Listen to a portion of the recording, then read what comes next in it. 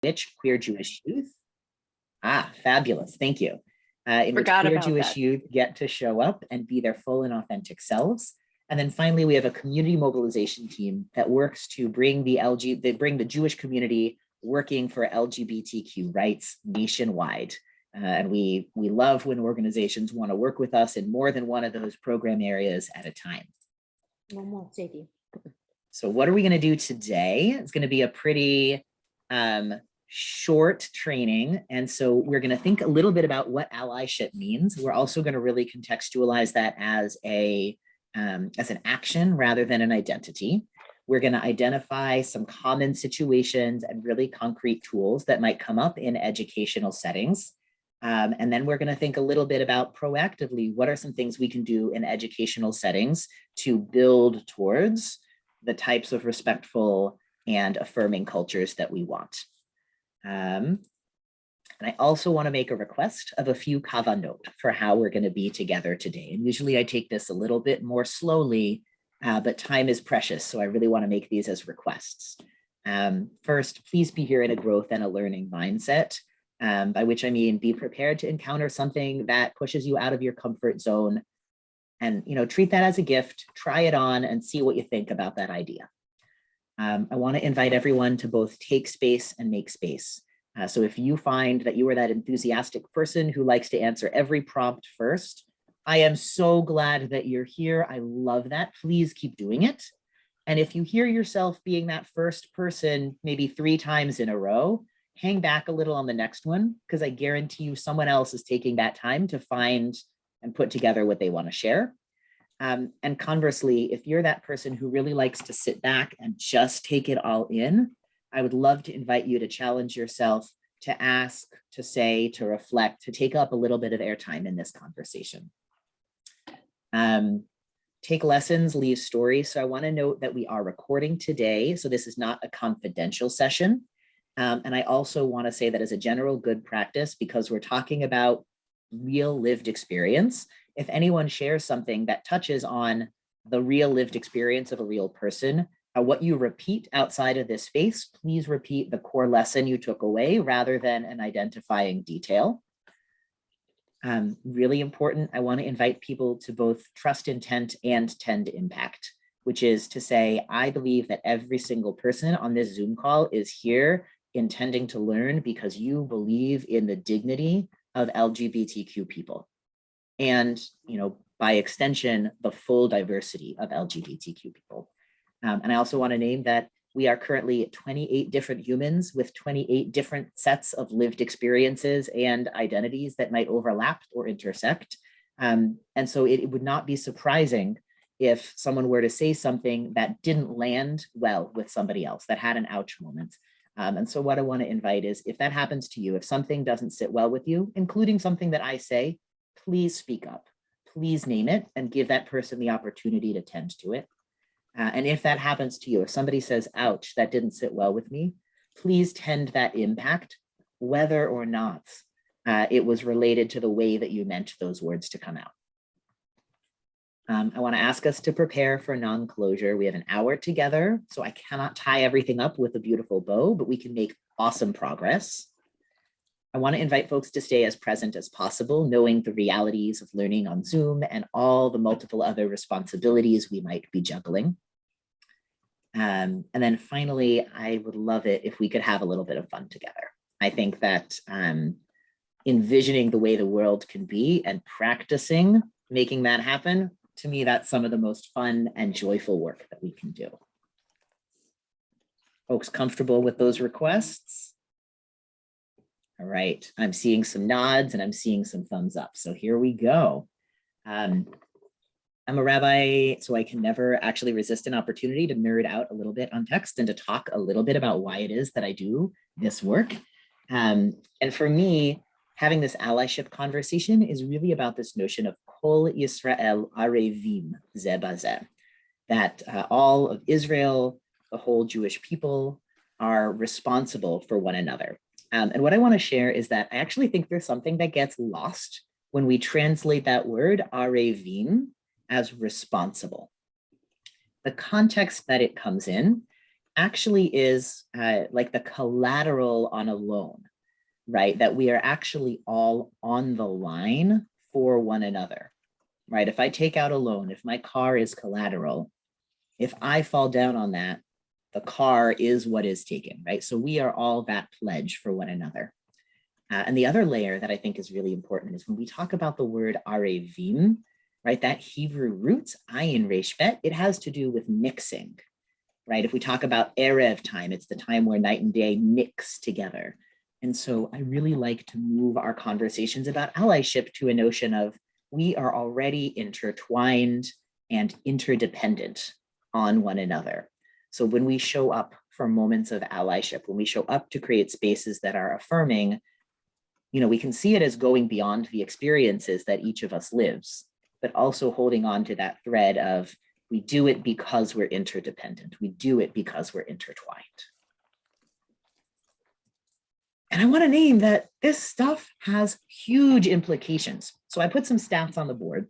And I do want to acknowledge that most of the national studies we can, or all of the national studies we can get, really talk about the school setting, and they are not differentiating based on religious schools, secular schools, Jewish schools, Christian schools, any other faith-based schools. And they're not talking about, I understand that many of the folks here are in supplemental school or after school settings. So I want to acknowledge that we're doing some translating as we move from these numbers to what we might be seeing in our communities. And I also want to name that a lot of this is carrying over. So when we look at this number here, this big yellow and blue number, 75%, right? 75% of trans students report that they feel unsafe at school. And to me, that is a staggering number. When we look at these numbers, 73% of LGBTQ youth, so that's across all of those identities that come under that really broad umbrella, reported verbal threats because of how people perceived them as LGBTQ. 70% report being bullied, and 43% of those people report that that bullying took place in the past 12 months. So I want to say that these numbers are devastating. They obviously have a huge impact on personal dignity and well-being, on opportunity, because how can you learn if you're focused on being safe? And particularly in the kinds of communities that our educational spaces represents, I'm gonna argue that a lot of these numbers are going to be associated with the potential for folks simply leaving. Right? The only reason I'm going to stay in a place where I do not feel physically or emotionally safe is if I do not have a choice. And if I have a choice, I will place myself in a position where my baseline needs for safety are met. So there's a lot, right? There's a lot at stake for individual learners, and there is a tremendous amount at stake for our communities as a whole. Finally, this number really gets me every time. This came from the youth study that the Human Rights Campaign put out. And they were asking sort of, what are your top worries? And the top worries that they heard coming from non-LGBTQ students were things like grades, difficulty in class, exams. And the top worries that showed up when LGBTQ youth were the ones answering the survey were trouble at school and bullying, fear of being out and open, not being accepted by their families, right? And so what I want is a world in which being a kid is enough work, being an adolescent is hard enough. Let's let our LGBTQ kids be as worried about their exams and tests and grades and not have these worries around safety in all sorts of places kind of be at the top of the list. I will share that I will send PDF versions of all of these slides. So if you're trying to capture, especially the numbers, let them go. I will give them to you. Let's focus on the ideas rather than trying to catch down every number. So where do we come in as educators, right? If we know that on the one hand, Deborah, I will get that information to you about what age. I believe it was 13 to 18. Don't quote me yet. I can send you the link to their full study which was on that slide. So where do we come in as educators, right? Knowing that both in some ways the world is better and safer for LGBTQ people than it's ever been, and in some ways LGBTQ youth in particular are in a space that could be described as incredibly difficult. So one place that we come in is, you know, in educational spaces, how can we be allies? And so I want to start by like moving this out of that identity word ally and reflecting folks to think, and you don't have to share this, I might take a couple of answers, but I would love to ask you first to reflect. Can you think of a time when on any subject you spoke up about something that seemed unfair or wrong? I'm seeing some nods already. I'm seeing some smiles. So what I want you to try to pull out here was anything, or what prompted you to speak up in that moment? Anything about it difficult? Take a moment to think about what was the outcome in that moment. And I'm gonna just quiet myself for a minute while folks reflect. You can jot it down journal style if you want, or you can just keep it in your head.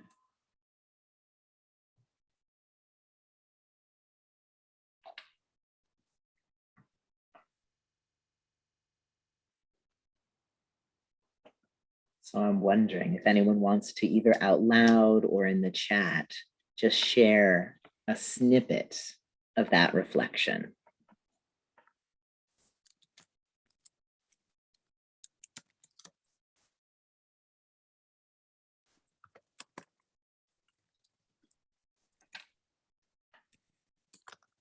Rabbi, do you want that to be something that was specifically LGBTQ?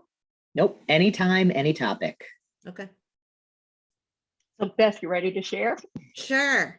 All right, do it. So what prompted me to speak up, and this was a few years ago, was the director of the VP of Education was, let's just say, scolding me in front of parents and teachers, and it was inappropriate. So what was difficult about it was having to speak with her, her being my boss, to tell her that it was inappropriate, and to deal with her micromanaging style. I blew up in an inappropriate way. I used some profanity and told her to get the bleep out of my office, because she was being, unruly and not fair. And the outcome was that I was brought before the board, and I got a horrific review job, for my job when they gave reviews out. And I never signed it, and I did a rebuttal, and they never got back to me. So that was the outcome there. Amazing. Thank you for that. And I want to pull on a couple of themes that I heard. So I heard this moment of self-advocacy. I heard this moment of sort of looking and seeing about sort of big picture styles, what was fair, was right. And one thing that I heard you name is that sometimes advocating for oneself, especially when there's power in the room, and especially when it feels like there's a lot on stake, it can be hard. And it can be hard to gauge and to balance the, let me be political and take care of the feelings of the person who's receiving the feedback, while also carrying the burden of being the person who received the, whatever that negative interaction may be. So that's a theme I want to pull out of that as we talk about allyship. And I saw Rabbi Rosenblum, and then I see Jesse as well. And then I see Robin, and then I'm going to call it there. So Rabbi Rosenblum, and also Jesse, and Robin. And Micah, there's one in the chat also. And one in the chat. Yes, feeling like a presentation was biased and unfairly critical. Thank you. Thank you. Thank you. Hi, thanks so much for having this training.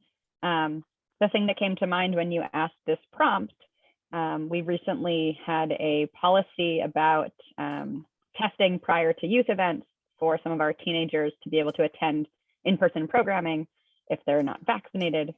And the policy was conflicting with observance of Shabbat, even though the program itself was Jewish and they would never have intentionally done it that way, but their medical committee said X number of hours before an event. And if an event is scheduled for Sunday, then the problem is timing. And I felt the need to speak up as the rabbi and the director of our program for the youth in our synagogue. And we still never really came to a great solution. Now we've basically got them to agree that we can outsource and do some testing ourselves after Shabbat ends. But it's not, they didn't seem to see what we were coming from, and it felt frustrating not to feel like our point was being heard. And I think another thing that was difficult about it is it didn't really feel like we were seeing eye to eye, and neither of us felt like the other was seeing their point of view. So like I said, the outcome wasn't perfect, but we're making it work as best as we can. But I think there's still work that could be done there. Yeah, for real, for real. And a theme I want to reflect back to you, because it's going to come up, is often these moments that have a disparate impacts are coming from a place of like designing for a default user that is the majority culture user, right? So in this case, Shabbat observance was not considered the default way people function. So when coming up with a medical plan, no one even thought. And that's a dynamic that happens again across a lot of different identity groups. And that's a moment for allyship. Yes. I see Jesse, and then I saw Robin, and then we're gonna jump in a little bit. I was doing a project with my 5th grade students, and they kept asking for these skin colored markers or the skin colored crayons. And so I asked them, well, which skin color would you like? To, they very much had the idea of what a skin color was, and trying to get them to think that, there's not just one skin color that they could draw in. And the part that was difficult about it was that this particular class and the particular student to whom I directed this question is a student with very vocal parents who had been very vocal about me in the past. And my tendency to, as they told our head of school, be a social justice warrior. And so the outcome was that they sent an email to my head of school, and were quite upset that I, pushed their kid to, think to in this way that they viewed as being, overly social justice minded and progressive. And so I had to have a meeting with the head of school. Right. Right. And I think you're naming a couple of things there, right? So first, all of the ways in which racism is deeply entrenched in so many pieces of culture, including the names of crayon and marker colors. And you had this choice point of, you knew what the kid thought they meant, you knew what the stakes could be for you, and you could have said, you know what, I don't have time for this. I can pass you the color I know you're asking for, even while I know that that is not the only color of skin. Or you could engage in that moment of educating and face that sort of email that came, and right, and all the power dynamics there, and thinking about all the different ways in which a person carrying identity into that moment might face a very different calculus, right? And particularly the racial identity of the person, and I don't assume that I know what yours is, but the racial identity of the person in that moment is going to affect the calculus of how much risk am I at, and what else have I been, sort of called into that principal's office for before. So that's some of the things we think about when we think about allyship. I see a couple in the chats, and Robin, you're going to be our last answer to this prompt before we talk about some of these tools and skills.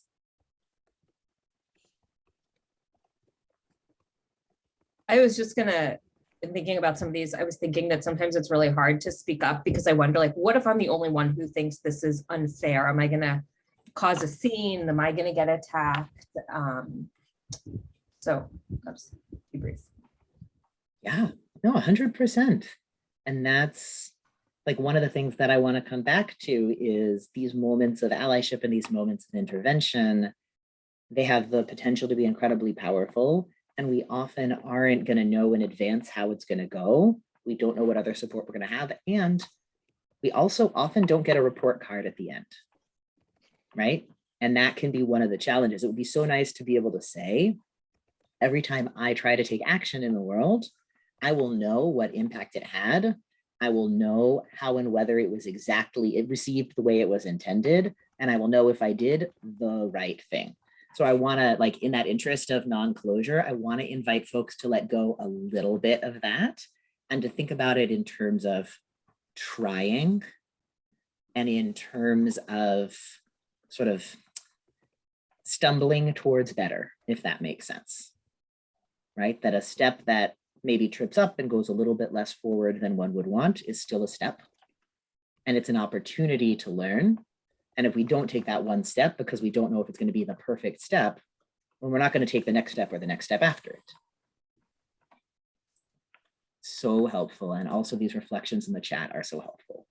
So I actually want to back up a little bit and offer just a couple of quick definitions. So when we talk about allyship, I really want to offer some framing around that. And I really want to think about allyship in terms of being in relationship with people who hold a marginalized identity that you don't share, and then using whatever platform, privilege, or power one has in that moment to work with that group of people to increase safety, dignity, and belonging. And I'm acknowledging, because that word privilege can feel loaded. It is not monolithic, right? Identity is always complex. None of us is ever only one of our identities at a time. And so I think of privilege in terms of being in this setting and situation. Is there a piece of privilege that I have that I can use in the right way or that I need to watch out for? Not I am a person with, if that makes sense. And vice versa in the areas where I experience marginalization. And I also want to name that allyship is action-oriented, it's accountable, and it's ongoing, and it really might look different from situation to situation. There's not one set of checkboxes. And again, in that growth mindset where being an ally does not mean that you'll get everything right. It means listening, learning, and growing when you don't. So those are some definitions I like to use, working definitions that I like to use of allyship. This is not scholarly. This is not only mine. This is sort of meant to be big and guideposts. And yes, Rabbi Jen. I'm curious about, I liked this definition a lot, action-oriented, rather than just being like, I'm an ally, but I'm a slacktivist. Not to say that we shouldn't all sit on the couch these days, but I'm curious about the use of introducing oneself with pronouns. So I have it in my profile. I worked in young adult settings where it's just kind of like normal context. And even now with B'nai Mitzvah kids, like it's not a challenge, but I have been in settings that are intergenerational where it is confusing. And some folks I've heard say like, it helps people, especially if they are non-binary or have pronouns that may not align with how people perceive them. But I'm wondering sort of what's your opinion on, is it just overly performative? Is it actually allyship in action? And sort of what you recommend in our settings regarding how we as like the leaders utilize our power and privilege. Amazing. So I will say, so personally as an individual and organizationally as Keshet, I think it is actually very helpful when people share their pronouns, especially people in leadership, for a couple of reasons, right? Number one, it communicates to anyone in the room, if you tell me what pronouns to use for you, I will use them. So that person who often gets misgendered does not have to spend that first half of the introduction round of the meeting wondering, do I tell people my pronouns up front? Do I not? Will people think it's weird? What if I don't say anything and then people call me the wrong thing and then I have to correct each person, right? That just takes all that worry away because this can be a normalized practice. Leadership does it. And if I say what my pronouns are, people, or at least that person who shared their pronouns will use it. it takes the burden off of people who consistently deal with being misgendered to always be the people introducing that conversation. So especially someone who routinely gets gendered in ways that align with their gender identity, when people who have that piece of situational privilege use it by saying, I don't get to ride on the assumption that people look at me or hear my voice or perceive me and then know my gender, I share, so too can everybody else. One caveat I'll give is I don't think it's a great idea to make it required or put a lot of pressure around it, even if some of the people who might be resisting that pressure are coming from that place of, I don't want to have to say it because people should be able to tell, which is pushback I get a lot. And the reason that I don't think it's a great idea to absolutely require it or pressure it is because there is the potential of doing harm, in the sense of a person might not be out in all contexts. A person might be in a moment of shift or growth with their gender where, using an old set of pronouns feels very painful, but they're not safe or ready to use a new set of pronouns, and they'd really rather not have to say in that moment. So that risk of harm, I think, outweighs the benefit of really pushing the person who's resisting to do it anyway. So I always offer it as an invitation. It is something I will model. And I try to be really helpful, saying, please share your name, your pronouns if you'd like to, and whatever other prompt I'm going to do in the introductions, and give people that in or out. I'm looking at the chat because I see a relevant question here. Agreement and how to handle leaders who aren't sure what to do. And we're going to talk about a little bit more on that. And yes, it's an educational opportunity, Beth, right? When you started on Zoom, a fourth grader asked why, and it's an opportunity to explain why, right? Because you can't always tell just by looking or listening, right? The metaphor I use is, I would never expect someone to know what my name is without me telling them. That would be kind of a silly thing to expect. But it's important to me and to my dignity that people call me by something approximating the correct name, or ask when they don't remember it. So similarly with pronouns, I don't assume that someone will know what my pronouns are unless I tell them. But it is important to me that people make an effort to learn them, know them, use them, and ask when they're not sure. Thank you for that. That's going to loop back around in to what we're doing. I actually want to give one more set of definitions here, which is on an intervention. And that's going to be the term that I use throughout. I know it can sound a little clunky or clinical because the same word is used in other settings, but I just want to name that, this is trying to find one word to say, a thing you do, right? So an intervention is any action that's intended to prevent or interrupt or mitigate harm of a marginalized person or group. And interventions might happen on an institutional or an interpersonal level. So, when you talked about individuals in leadership sharing pronouns proactively, I would say that that's kind of crossing over, right? That's sort of an interpersonal action. And depending on one's position in an organization, it might have institutional impacts. An organization like Keshet, in our staff handbook, we have our pronoun policy is all members of our staff will respect and make every effort to consistently use accurate names and pronouns for one another and anyone who we interact with. And staff are invited but not required to share their pronouns in email signatures, bios, etc. Right? And that's at a policy level. And so that's sort of an institutional intervention, writing it in that way. I also want to note, just because we're calling something intervention doesn't mean that only a quote unquote ally does it, right? There is self-advocacy in the world. People of any identity can intervene when there's a moment of something being unfair. And there are some different dynamics at play when the person intervening is a member of the group that's targeted by whatever that thing is, versus when they're the person who doesn't have to also carry the burden of experiencing it. So Jesse, the example you gave about the marker, right? A different educator, any educator is sort of considering what's the cost to me in this moment of deciding my intervention.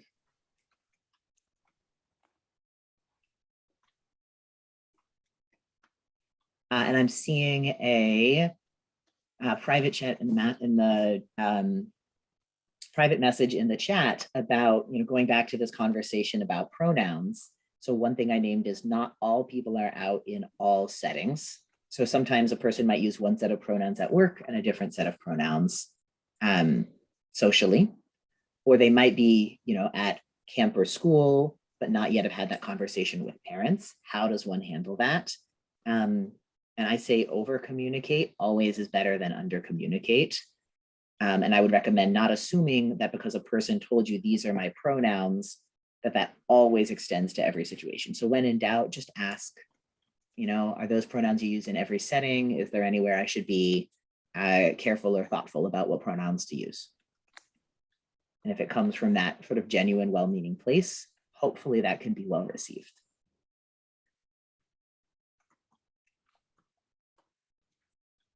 Amazing. So just a quick note before we jump into the specific interventions. So all of the stuff that our staff and our students and our community members who are LGBTQ are dealing with is happening on multiple levels at once, right? There's ideological, institutional, interpersonal, and a lot of that stuff becomes internal, right? So ideological is what's happening when someone like, oop, didn't mean to do that.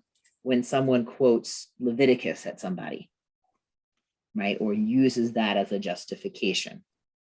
Institutional is what's happening when there are systems and policies and ways things are done that intentionally or unintentionally impact some groups disproportionately rather than others.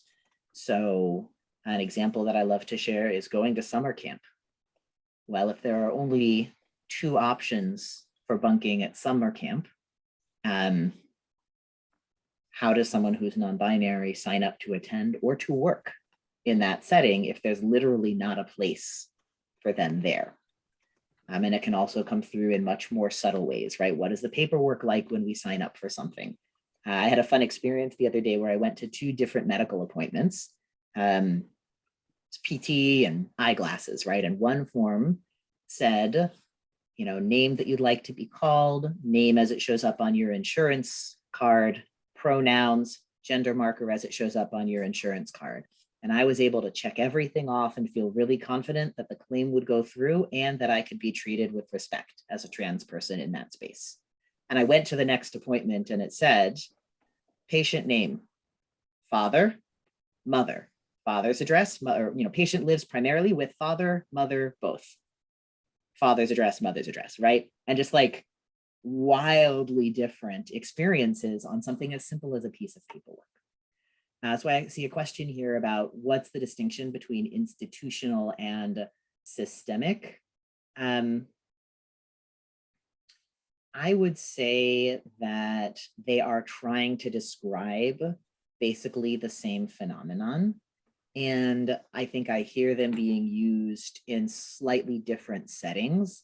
I would not make a big technical distinction between them. And if somebody else would, I am open to hearing that. Yes, and Dvora, your example is literally something I remember from my day school days, right? When a Jewish educator says offhand, right, that like Noah, and the reason for that is about people and they're probably going to use the word homosexual rather than gay, because that's the kind of word that gets used in that. And I will just note that that's not always a word that sits well with people in the LGBTQ community. So use with caution, right? Or the like Sodom and Gomorrah story. Oh, right. I was put there it a in question? I put it in quotations because that was the Yeah, direct quote rather than how anyone should actually speak or think. Oh, yes. And I was not correcting you for using it. I was clarifying that because I read that very clearly as like, that's how that person is going to say it.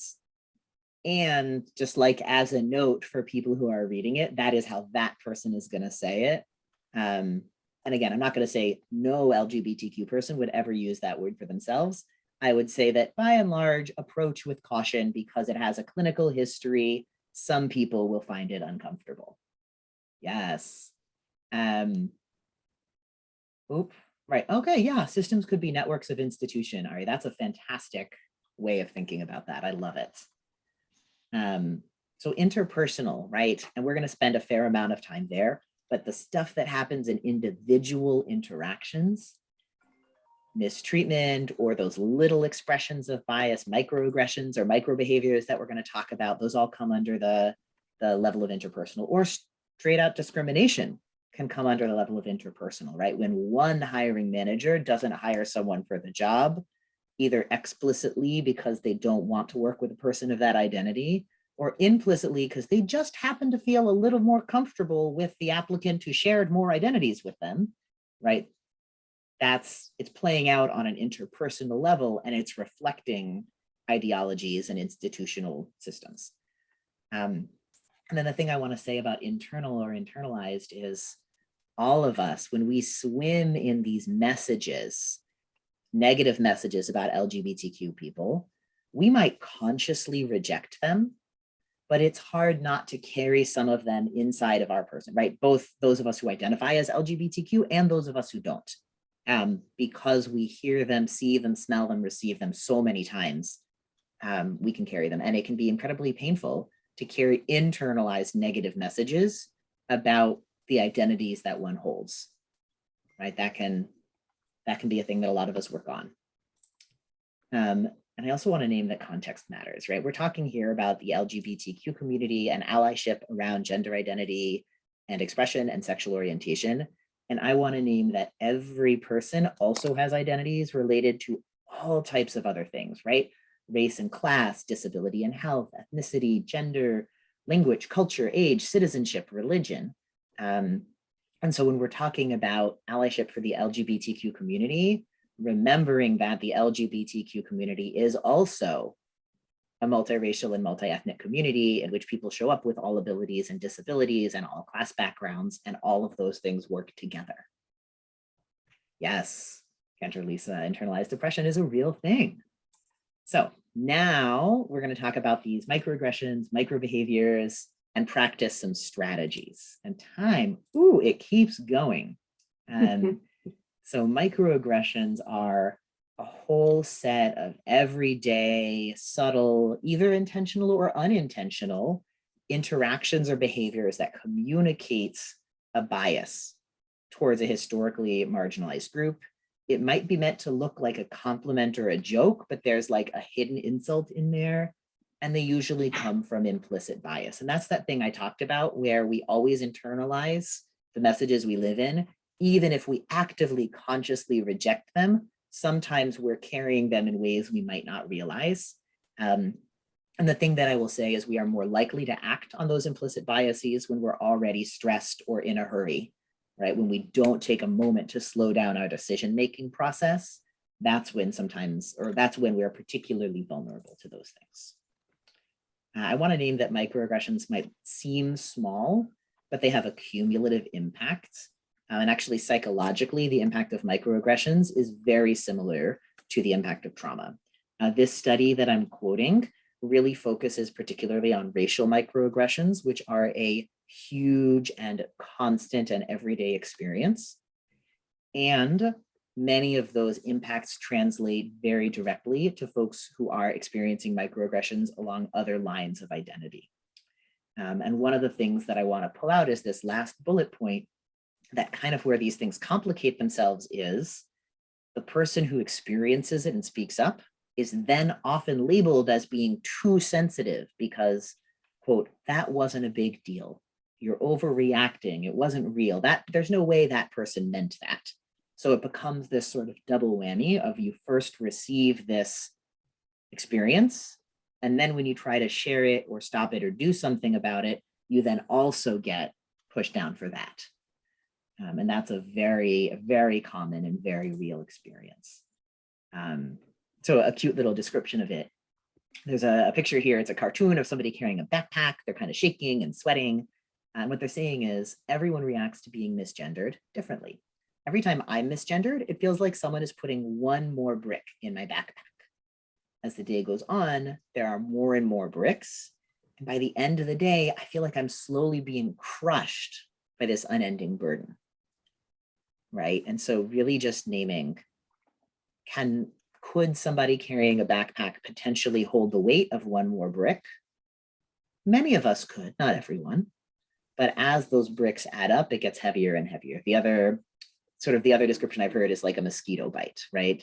One mosquito bite itches and a person can maybe go through their day as long as they're not allergic.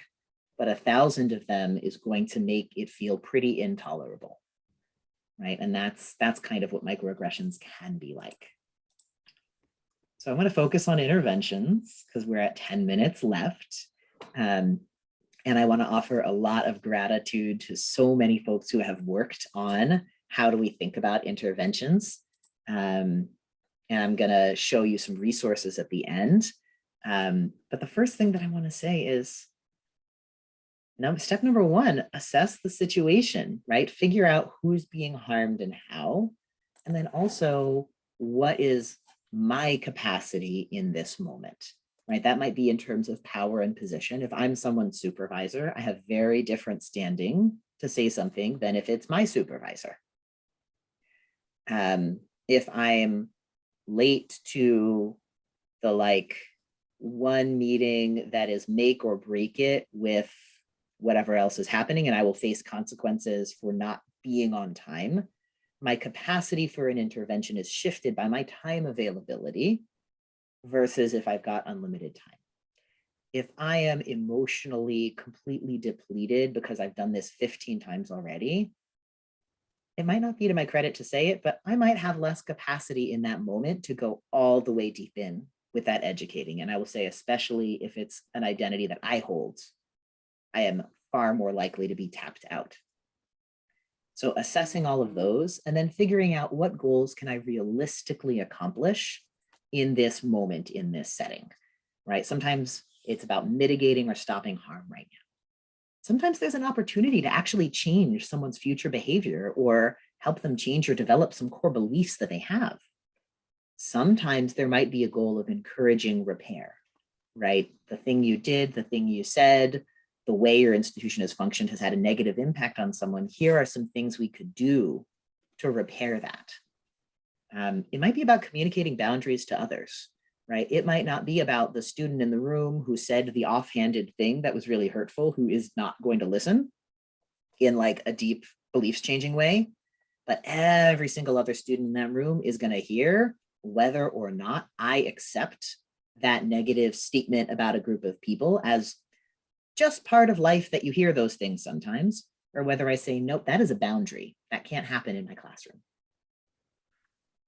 Sometimes it's about supporting self-advocacy, right? Making sure that the person, always autonomy is important. Sometimes my role is not about swooping in to change the situation, but about being that second for the person who is engaging in self-advocacy. And sometimes my role is about communicating that the person who is receiving whatever this situation is, communicating to them that they're not alone. I witnessed you, I care about you, I'm here to process, support, do what you need, right? Usually more than one of those goals are relevant, but sometimes there might be tension between some of those goals, right? If on one hand, there might be a goal of, I need to commit to communicate that there is no tolerance for hurtful language in my classroom space. It cannot fly. And that is stopping and mitigating harm in the moment. That might be at odds with the person who said the thing feeling good enough to be in a learning space about changing their behavior or beliefs right now. And I might still assess, what? I've got to stop this right now. Whatever happens with their learning can happen later in a different setting privately.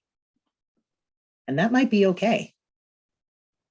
It might be that if I'm going to engage one-on-one or in that group setting to really unpack where a particular statement came from and help them learn and help them grow, by definition, that's putting my attention on them as opposed to on a potential person who's being harmed in that moment. And it might be that I have to mitigate that separately from dealing with the learning moment. And it's okay to balance those goals in the way that my assessment of the situation lets me do. I want to pause for reflections and questions before I jump into some of the specific tools. I know I've been talking a lot.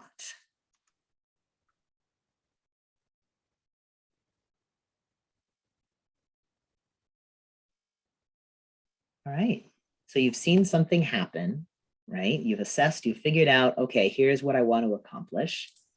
Here are a couple of tools. This is not every possible strategy to use in the moment. This is a small sampling. So interrupt and redirect can be really good for just stopping whatever from continuing to happen in this moment, right? Someone is behaving in a harassing way. I might choose that it doesn't matter how I get them away from that person they're bugging, but I'm going to get them away. And I might not be educating them, and I might not be communicating anything with the person who received it, but we're just going to stop this from happening right now. Naming what you saw can be a really powerful tool, right? Hey, I noticed that the application had X, Y, and Z words on it. I wonder how that might play out for such and such, right? So name what you saw, ask a question can go right along with it. Asking a question can be a great way to start a conversation without coming off, without first getting somebody's defenses up. I will also say that ask a question can be a great tool for making it really hard for somebody to enjoy telling offensive jokes, right? What do you mean by that? Why is that funny? I'm not sure I understand, right? You don't have to be telling somebody off if you don't feel like you have the capacity in the moment, but it is way less fun to tell that joke if you're going to get asked that question consistently every time. Universalize and individualize, right? They're kind of opposites, but they kind of go in the same way, right? Oh, those trans people just always get upset about X, Y, and Z, right? You could universalize by saying, I think all people find it hard when people do whatever it is, right? That's universalizing. Trans people aren't the exception. Or individualizing, really asking, wow, did something happen? What specific individual are you talking about right now? And kind of narrowing down that you can't generalize to a group.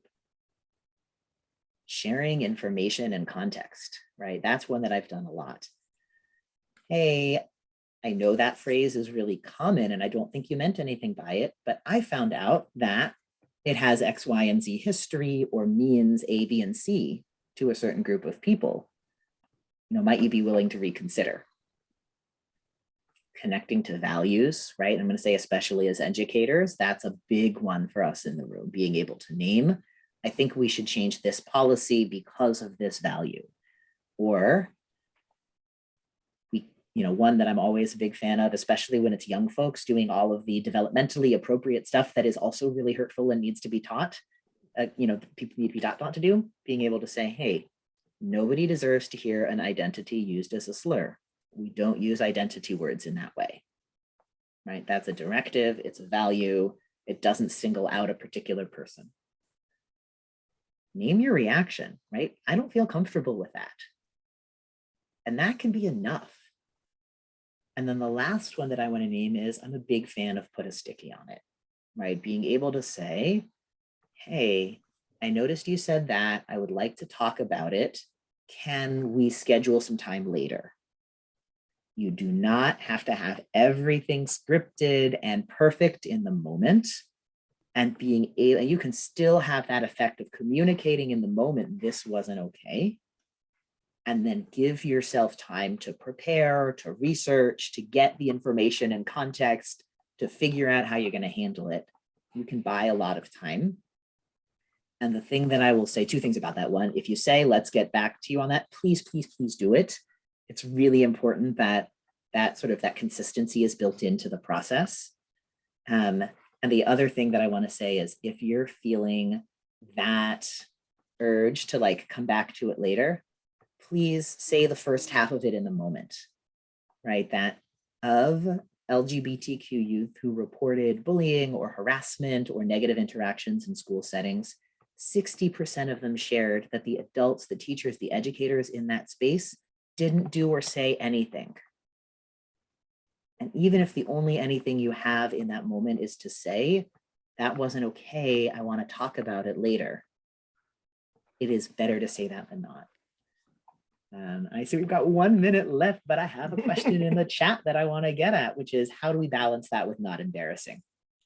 So the two things I want to say are, one, I think that it is possible to have firm boundaries in ways that are not shaming. And I think it's true. People learn less well when they are feeling shame. So yes, if we can avoid actively shaming language, that is good. And the other thing that I will say is it might not be possible to have zero embarrassment in that space because none of us likes to be told that we got something wrong. And the best way that we can mitigate that is like long-term, big picture, how do our educational settings make learners and staff feel about mistakes and growth, right? If it feels the same as you answered a question wrong in class and learned something new from it, that's good. And if your class is already a space where it's hard for that to happen, then yeah, there's going to be a little bit more embarrassment as part of this too. And yes, check in with that student one-on-one to keep your relationship. And I do, especially when it's a student, I do recommend sort of like minimal in the moment, and then the really challenging someone to learn and think, that is better done in a one-on-one setting.